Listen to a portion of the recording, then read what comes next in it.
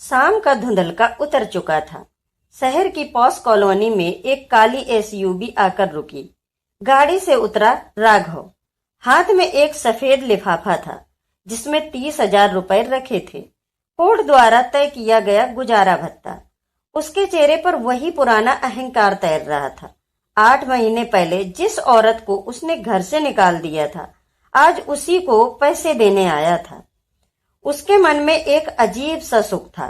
वह सोच रहा था, देखता हूँ कितनी उड़ान भर ली है उसने। आखिर भूख तो इंसान को घुटनों पर ला ही देती है। दरवाजा आधा खुला था। राघव बिना दस्तक दिए भीतर चला गया, जैसे वह आज भी उस घर का मालिक हो। उसने ऊंची आवाज में पुकारा, माया, कहाँ हो तुम? अपने भीख के पैसे लेने आ जाओ। कोई जवाब नहीं आया। राघव आगे बढ़ा। जैसे ही उसने हॉल में कदम रखा, उसके कदम ठिठक गए। सामने का दृश्य उसके अनुमान से बिल्कुल उल्टा था। हॉल में 3 बड़ी मेजें लगी थीं। उन पर रंग बिरंगे डिब्बे, पैकिंग सामग्री और हस्त निर्मित अगरबत्तियों के बंडल सजे थे। 2 लड़कियां बड़े ध्यान से पैकेट सील कर रही थीं। एक तरफ लैपटॉप खुला था जिसमें ऑर्डर की सूची चमक रही थी और बीच में खड़ी थी माया। कान में ब्लूटूथ, हाथ में फाइल, आंखों में आत्मविश्वास। जी सर, 50 कार्टन आज डिस्पैच हो जाएंगे। क्वालिटी हमारी पहचान है, वह ठहर ठहर कर स्पष्ट आवाज में बोल रही थी। राघव को जैसे किसी ने तमाचा मार दिया हो। वह जिस औरत को टूटी हुई बेसहारा देखने आया था, वह तो यहाँ मालिक की तरह खड़ी थी। उसका पुरुष अहंकार तिलमिला उठा। वह तेज कदमों से आगे बढ़ा और टेबल के पास खड़ा होकर गरजा, बहुत बिजी हो गई हो क्या? मैं आया हूँ। माया ने धीरे से उसकी तरफ देखा। न डर न झिझक, बस एक ठंडी शांति। तलाक हो चुका है हमारा राघव। आप अब सिर्फ एक आगंतुक हैं और कृपया काम में बाधा मत डालिए। राघव के हाथ में पकड़ा लिफाफा कस गया। ये लो कोर्ट का पैसा, महीने का 30,000, शायद काम आ जाए। माया ने बिना लिफाफा छुए कहा, अपने पास रखिए। जितना आप देते हैं उससे ज्यादा मैं अपने कर्मचारियों को वेतन दे देती हूँ। कमरे में सन्नाटा छा गया। राघव के चेहरे का रंग उड़ गया। उसने जहरीली मुस्कान के साथ कहा, अचानक इतना सब कैसे?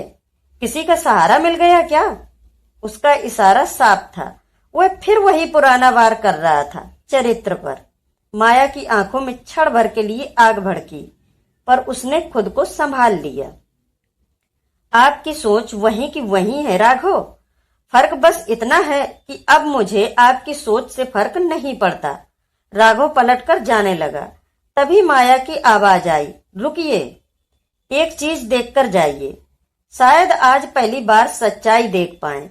राघव रुक गया। भीतर कहीं एक अनजाना डर उठ रहा था। माया ने कमरे के कोने में लगे एक बड़े पर्दे की ओर कदम बढ़ाए और झटके से पर्दे हटा दिए। पर्दे के पीछे एक छोटा सा कमरा था। उसमें एक साफ सुथरा बिस्तर लगा था। बिस्तर पर बैठी थी सावित्री देवी, राघव की माँ। सफेद साड़ी में, चेहरे पर शांति। उनकी गोद में नन्ही आन्या सो रही थी, राघव और माया की 7 साल की बेटी। राघव का गला सूख गया। माँ, आप यहाँ? सावित्री देवी ने उसकी ओर देखा। उनकी आंखों में अब वह ममता नहीं थी जो कभी उसके लिए बहती थी। वहां पीड़ा थी, ठंडा आक्रोश था। हाँ बेटा, मैं यहाँ हूँ क्योंकि जिस घर को तुम घर कहते थे वहां मेरे लिए जगह नहीं बची थी। राघव हड़बड़ा गया। क्या मतलब? भाभी तो भाभी? सावित्री देवी हल्की कड़वी हंसी हंसी। जिस दिन तुम पुणे ट्रांसफर होकर गए उसके अगले हफ्ते उन्होंने मुझे वृद्धा आश्रम भेज दिया। कहा, अब मुझसे सेवा नहीं होगी। राघव के पैरों तले जमीन खिसक गई। वृद्धा आश्रम?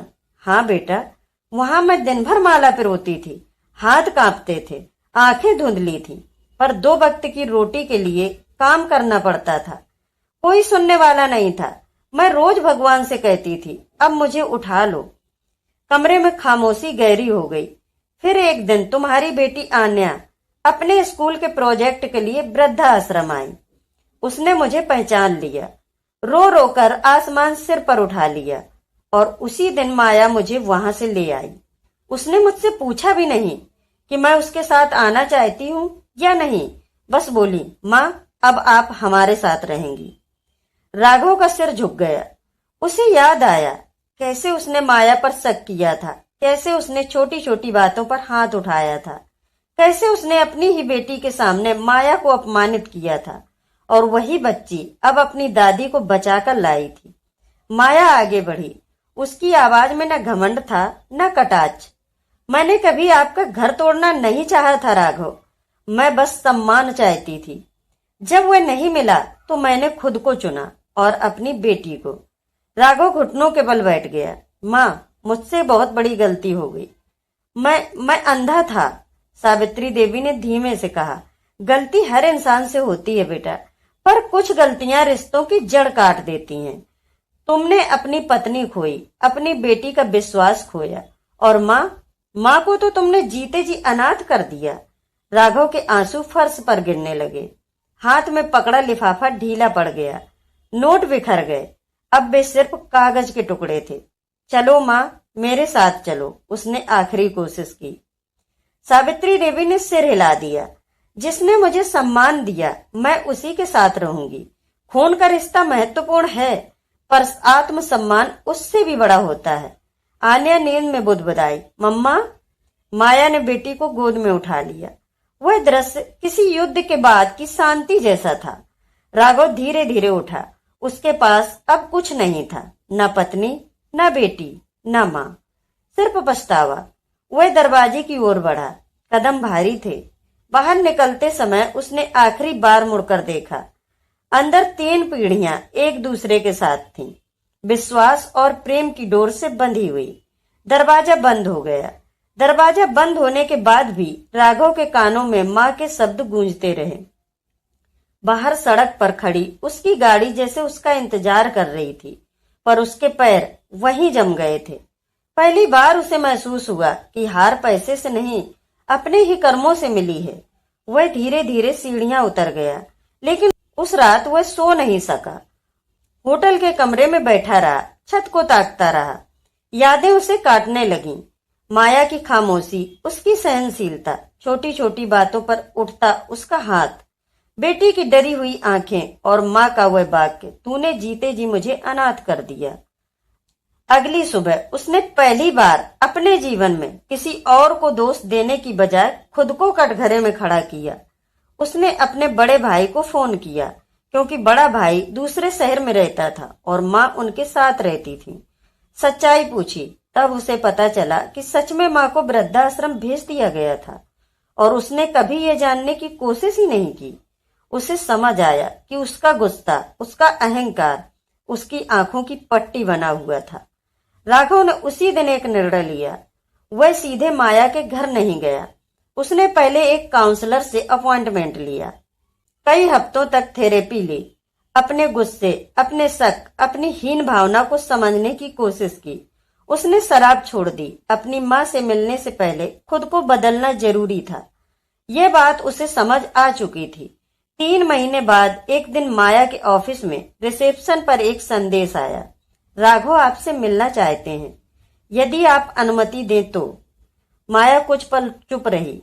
उसके दिल में पुरानी चोटें अब भी जिंदा थी, पर वह अब कमजोर नहीं थी। उसने साफ शब्दों में कहलवाया, अगर मिलना है तो ऑफिस में सबके सामने, और सिर्फ बात करने के लिए। राघव अंदर आया।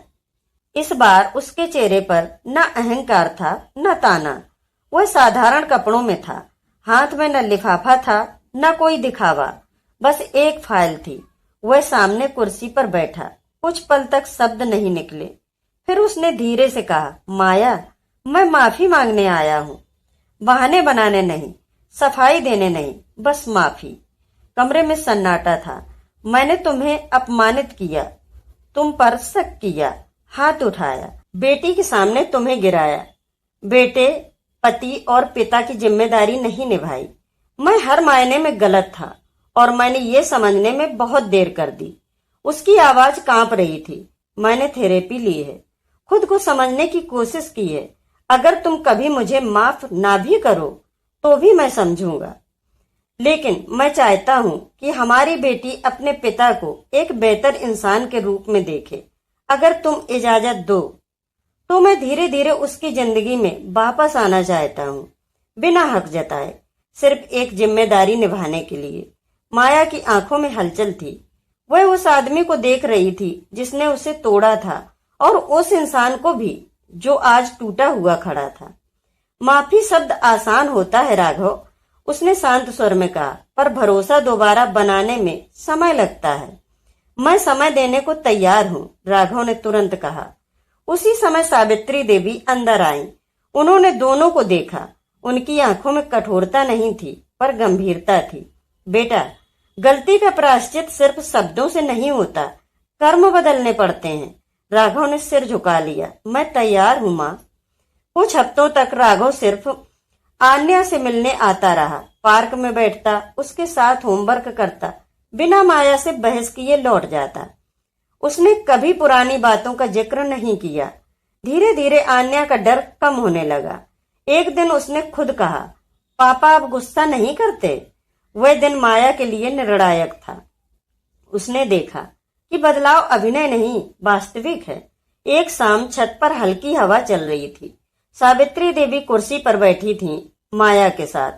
तभी आन्या दौड़ कर आई और बोली, मम्मा, आज हम सब साथ में डिनर करेंगे ना? माया ने राघव की ओर देखा। उसकी आंखों में अब विनम्रता थी, आग्रह नहीं। ठीक है, माया ने धीमे से कहा, पर एक शर्त पर। जो कहो, राघव ने तुरंत जवाब दिया। ये रिश्ता अब बराबरी का होगा, सम्मान सबसे ऊपर। एक बार भी हाथ या शब्दों से अपमान हुआ तो दरवाजा हमेशा के लिए बंद हो जाएगा। राघव की आंखें भर आईं। मैं वादा करता हूँ, इस बार मैं पति नहीं, इंसान बनकर रहूंगा। सावित्री देवी ने संतोष की सांस ली। आज मेरा घर सच में बस रहा है। धीरे धीरे समय ने पुराने घावों पर मरहम रख दिया। माया ने तुरंत घर वापसी नहीं किया, न ही खुद को मिटाया। राघव ने उसके व्यवसाय में दखल नहीं दिया, बल्कि गर्व से लोगों से कहता, यह सब माया की मेहनत है। एक साल बाद एक छोटे से पारिवारिक समारोह में बिना शोर शराबे के दोनों ने फिर से एक दूसरे के गले में बरमाला डाली। इस बार रिश्ते की नींव अहंकार पर नहीं, समझ और सम्मान पर रखी गई थी। माया ने आसमान की ओर देखा। उसे लगा जैसे बीते हुए अंधेरे ने आखिरकार उजाले के आगे घुटने टेक दिए हों, क्योंकि कभी कभी जीवन दूसरा मौका देता है, पर वह मौका उन्हें ही मिलता है जो सच में बदलने की हिम्मत रखते हैं। कमरे में हल्की अगरबत्ती की खुशबू फैल गई। माया ने खिड़की खोली। बाहर की हवा अंदर आई, नई और ताजा।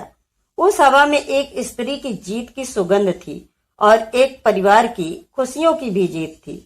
तो कैसी लगी कहानी दोस्तों? कमेंट करके अपनी राय जरूर दें, और मिलते हैं एक और कहानी के साथ अगले वीडियो में। तब तक के लिए नमस्कार, धन्यवाद।